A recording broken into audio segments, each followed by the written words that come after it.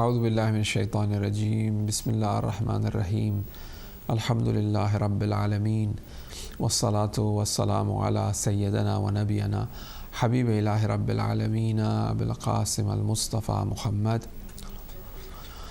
وعلى الطيبين الطاهرين المعصومين المظلومين سيما بقية الله الأعظم بقية الله خير لكم إن كنتم مؤمنين ولعنة الدائم على أعدائهم وغاصب حقوقهم ومنكر فضائلهم أجمعين من الآن إلى قيام يوم الدين.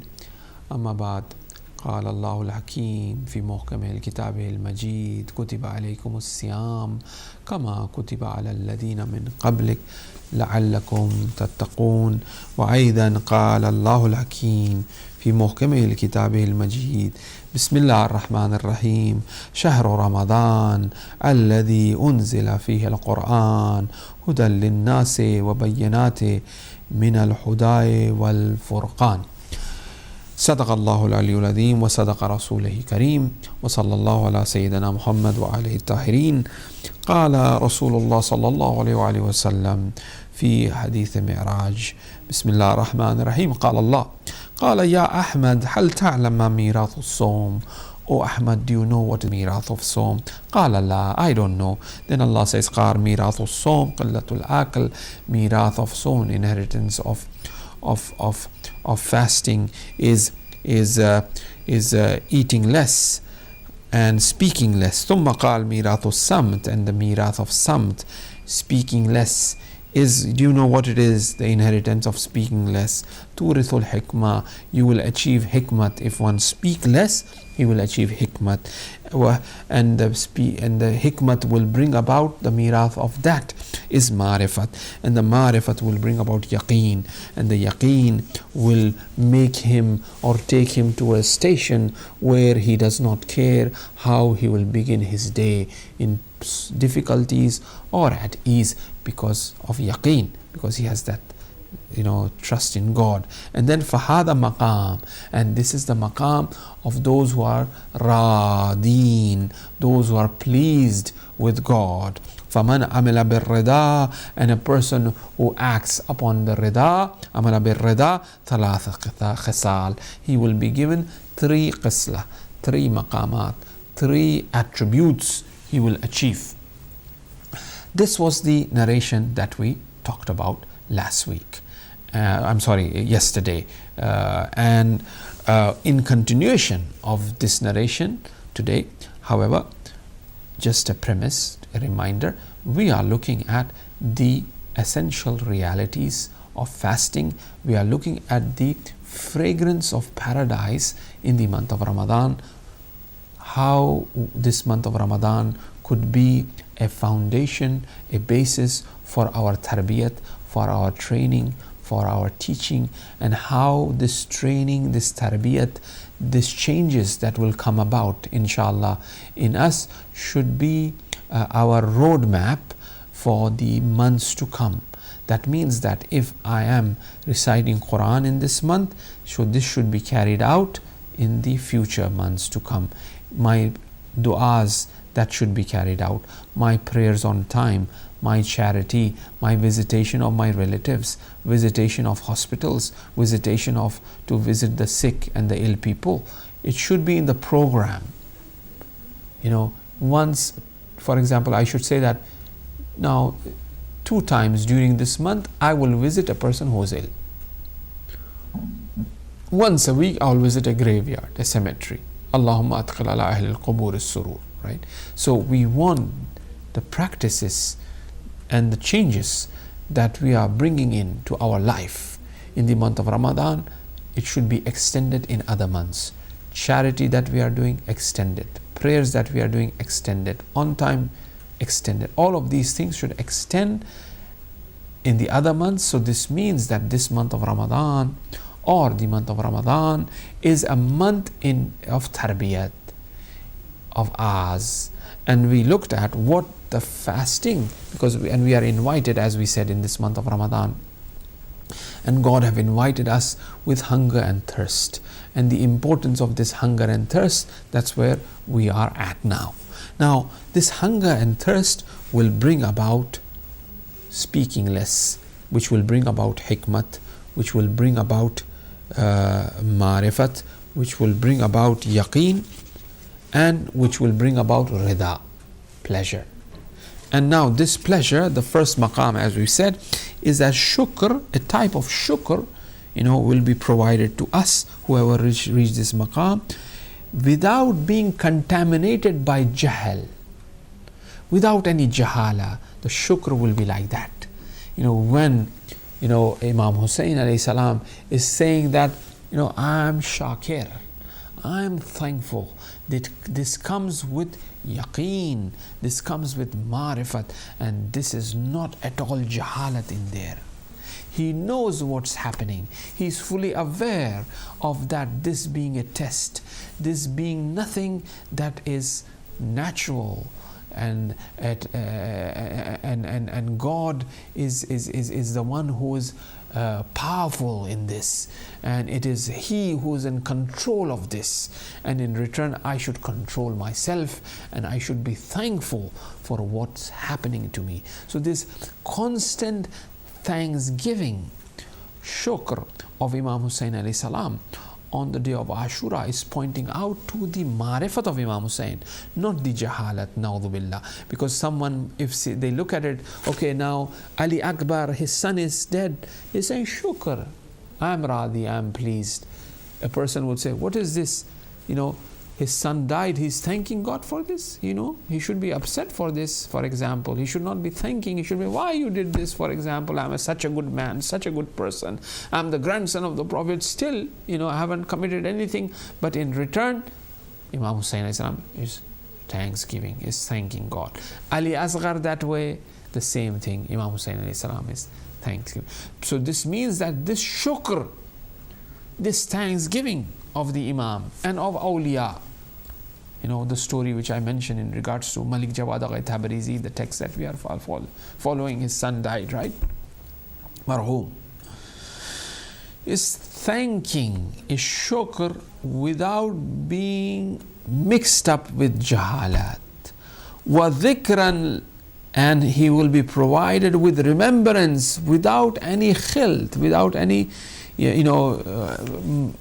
contamination of nisyan. There will be no forgetfulness, always in the state of dhikr. Sitting, eating, drinking, sleeping, breathing is dhikr. As we also know that in the month of Ramadan, as we also looking at another matan, another text of the Prophet, that the Prophet have mentioned that this shahr wa ayyamahu min afdalul ayyam, the days are the best, wa layali, the nights are the afdalul layali, wa sa'a, the sa'atahu, the hours of it is afdalus sa'at, is the best, wa huwa shahr, it is the month in which you are invited ila dhiyafa, towards an invitation of Allah subhanahu wa ta'ala. And then in this one, wa anfasikum, and your nafs fiha tasbih, your breathing is tasbih, which means that remembrance. So now this rida, people who are pleased with Allah subhanahu wa ta'ala, the maqam of radin, the maqam of those who are pleased ones, is a maqam that he is thanking Allah without any jahalat, and he is remembering God without any nisyan, any negligence or forgetfulness. He is always remembering Allah subhanahu wa ta'ala. He's in that state all the time. So now when your tasbih, when your breath, when you're breathing is tasbih, that means you are remembering God. Now this month of Ramadan, as the Prophet is saying, that your breathing will be like tasbih. Then also it says that muhabba, he will be given a type of love, right? Three things, the khisla, the three maqams, right? Shukr, remembrance, and love. Brothers and sisters, the phenomena, the aspect of love is very important within the within spirituality, within Shia spirituality. In Munajat of Shabaniya, we recite that, "Oh Allah, placed your love in me. And if this love is placed, it will do His magic. It will do His power." So that love of God needs to come in us. We have to love Him. We have to love. That love, element of love should come. When that love comes, everything will fall in its place.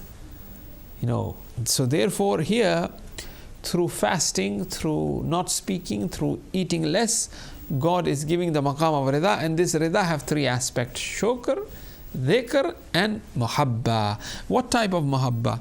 It will be a type of muhabbat that will, any other muhabbat will not overpower that. Any other muhabbat of makhluqeen, he will love Allah in such a fashion that he will not love anything else. He will love Allah in that fashion, right? He will love Allah in that. But this doesn't mean that, if he is not loving other makhluqeen, that he will be bothersome to them. He will not be taking care of them. He will not be kind towards them, but rather he will be the most kindest of all. But rather he will be the most caring of all, because that love of God will bring about the same love that God have for His creatures. Because he is loving God, his love have become the love of God, and God will provide him with that love that he has for his creation. So now when we say that, God will give him that love, doesn't mean that a type of love is given to him where he will have no love of the makhluqeen. Doesn't mean that he will not have care or kindness of makhluqeen, but rather it will be pure love of God, and through this love he will love others. Through this love of God he will love others. Then the hadith continues, and he will be raised in such a fashion, فَإِذَا أَحَبَّنِي, that when he will love me, right, when this love is given to him, أَحْبَبْتَهُ وَحَبَبْتَهُ إِلَىٰ خَلْقِي, I will love him, and also I will make the makhluq, his creation, love him. That's why when we look at, when Imam Hussein says that, for your love I have done this all, my family, everything, in the love of God. Now when we look at Imam Hussein alayhi salam, there isn't anybody who doesn't love Imam Hussein. Everything wants Imam Hussein. Everything loves Imam Hussein. As the poet have said, perhaps, in this fashion, but that's how I take the meaning out of it. Everything on the day of Ashura was saying Hussein. Zainab was saying Hussein. Asghar was saying Hussein. Abbas was saying Hussein. Akbar was saying Hussein. Rabab was saying Hussein. Shemr was saying Hussein. Hormula was saying Hussein. Every arrow was saying Hussein. Every sword was saying Hussein. Every horse was saying Hussein. Everything was saying nothing but Hussein. So this is that. So they want Hussein. This is that. This love that they have for Hussein. Why is that? Because Allah, because he is in love of God, he is in true love of God, Imam Hussein alayhi salam. Then Allah will love him, and Allah was saying Hussein too. All angels were saying Hussein too. In Barzakh, Rasul was saying Hussein, Fatima was saying Hussein, Ali was saying Hussein, Hassan was saying Hussein, everybody was saying Hussein on the day of Ashura. That is Hussein, right? So therefore, when that love comes, when he loves, then Allah will love him. And when Allah will love him, Allah will also make the tamam makhluqat, all of the creation, to really love him as well. Wa aftah, and Allah will fath, Allah will open. Allah will open, what will Allah? عين قلبه إلى الجلال وعظمتي. He will open his eyes for his jalal, for his beauty, for his sovereignty. He will see. That's why when we look at it, Dua Arafah of Imam Hussein, we mentioned yesterday as well, that Bika araftuka wa anta dallaltani. I know you because you showed yourself to me. Imam Hussein's eyes open to really see the reality and the beauty and the sovereignty of God. That's how Imam Hussein have that ma'rifat of God, right? So therefore Allah showed himself. And here this is what he's saying, God will show the jalal and the azama, and fala akhfi anhu ilm khas, and nothing khafi, hidden, will be the knowledge from him. Everything will be shown to him, the knowledge will be provided to him on the ilm khas khalqe, and that special knowledge of the creation will be given to him.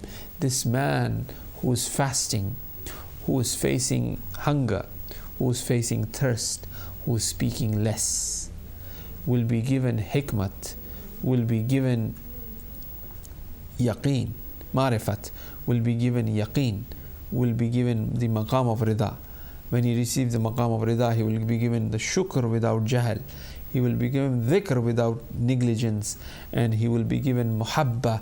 And once that muhabbat comes about, he will be, the makhluqeen, and the God will love him, the makhluqeen will love him, and then also he will be in the ilm khas of the creation, and therefore it will be him fi dhulum al-layl wa nur al-nahar, and he will do the munaji wa unaji wa anaji wa unaji. He will do munajat, he will do najwa. This man who have this love in the darkness, in the darkest of the night, this man who have been given this love, he will do the najwa, the whispered prayers and supplications and du'as, the munajat in the darkest of the night. He will call God in the darkest of the night with that knowledge that he has been given, and also in the nur of nahar, in the light of the day as well, he will be doing najwa to Allah subhanahu wa ta'ala, because his rujhan, his desire, his direction have been directed towards God. Hatta yanqata, and he will not basically cut his speech from as it says that, I'm sorry, he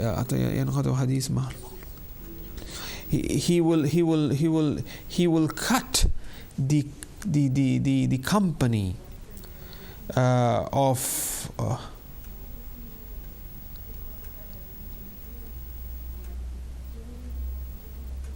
he will cut the company of others, of being with others, so that he would love the company of me. He would like to sit with me all the time. He would like to be with me all the time.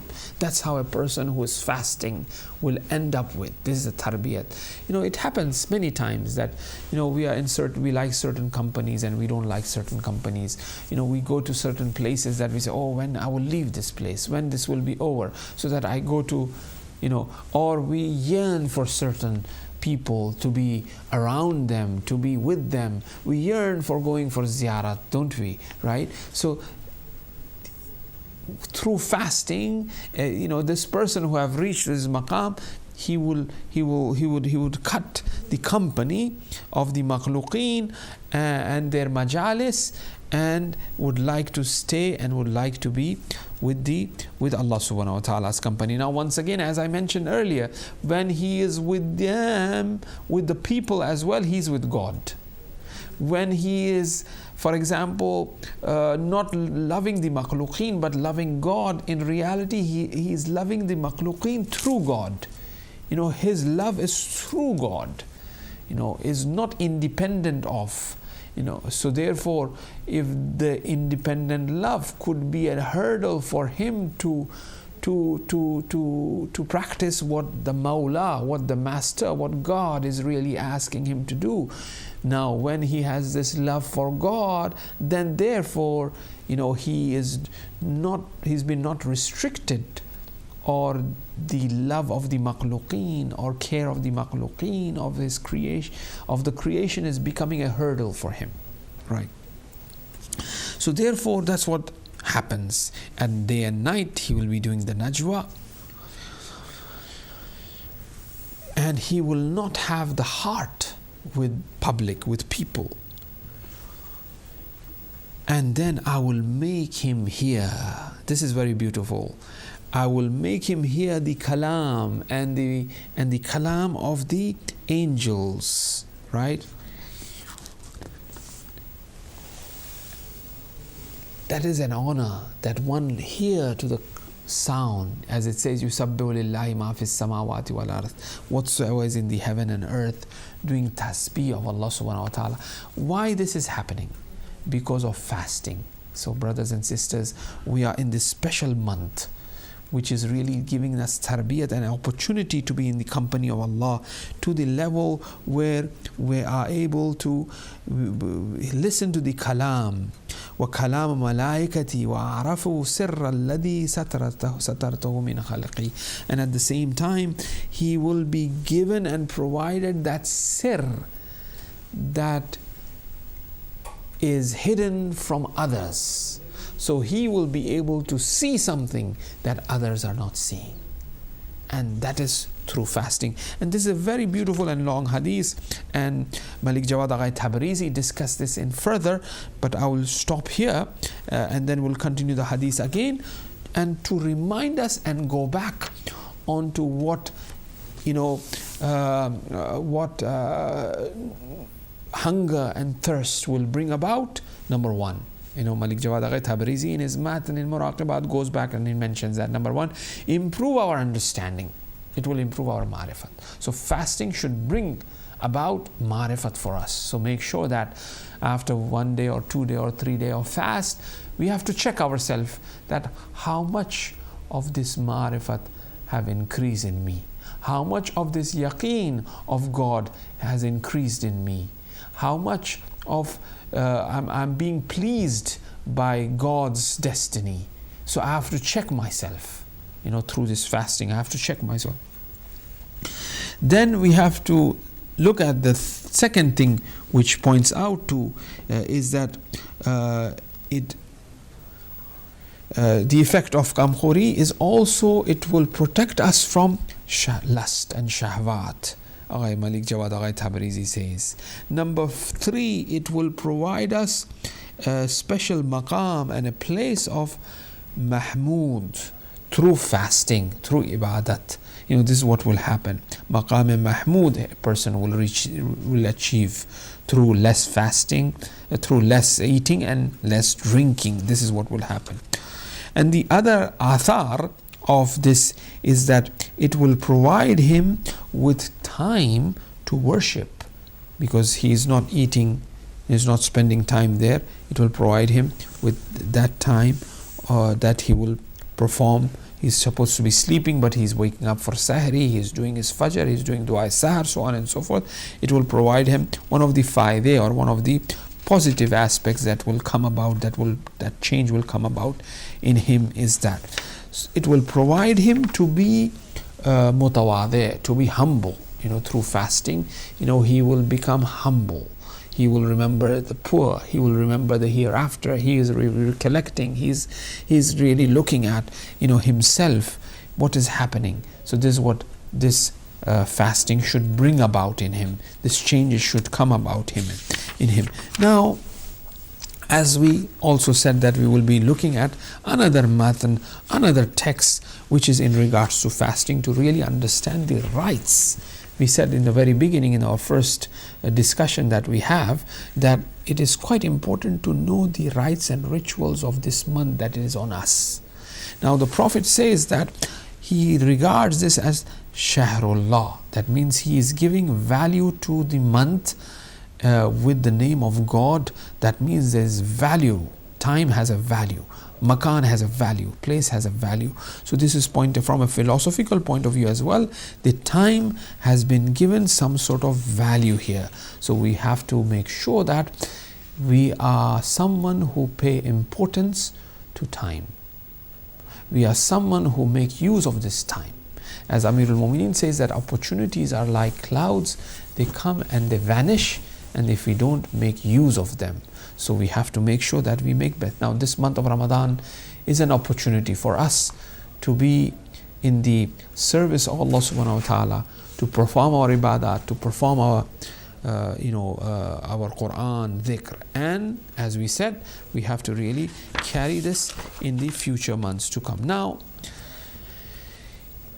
in the matan of the narration of the Prophet, which comes from Imam Rada alayhi salam, mentioning his father and then to Amirul Mu'mineen, the Prophet also mentions that the month is the month in which the Quran was revealed, in which recitation of the Quran is, if a person recites one verse of the Quran, it is reciting the whole Quran. So what we'll do tomorrow, is try to look at the different levels, maratib of the Quran, and how one could really contemplate, tadabbur, ponder on the verses of the Quran. It's quite important. Now, inshallah, and the adab and the way to attend the Quran, as it's the very beginning. We are in the beginning of the month, and we have, alhamdulillah, we've been reciting the early few days. Now let's approach the topic of Quran tomorrow and see how and what are the adab of the Quran, how to really recite them, and the deeper meanings of the Quran. Because as they say, there's a narration of the Prophet that there's Quran, they are reciters of the Quran. When they recite, the Quran itself curse them. The Quran itself doesn't really appreciate them, right? So who are these reciters who are reciting and the Quran is not appreciating them? One example is, for example, we see people who came to kill Imam Hussein, they were reciters of the Quran, they were hafiz of the Quran. People who came to fight Amirul Mu'mineen alayhi salam as well, they were reciters of the Quran. They raised the Quran on the spears, right? So therefore now, what qualities that they have, and how and why they have reached to that dead end in regards to understanding that Quran, and what is the methodology of approaching the Quran according to the Quran itself and according to the Ahl Bayt alayhimus salam. We will kind of investigate a bit more on the text of Malik Jawad Agha Tabrizi as well. Thank you very much for joining us. Ghafarallahu lana wa lakum. Wassalamu alaikum wa rahmatullahi wa barakatuh. May Allah subhanahu wa ta'ala accept our ibadat, our fast in this month, and also may Allah subhanahu wa ta'ala bless our marhumeen. May Allah subhanahu wa ta'ala haze the reappearance of our 12th Imam and include us as his faithful companion. Wassalamu alaikum wa rahmatullahi wa barakatuh.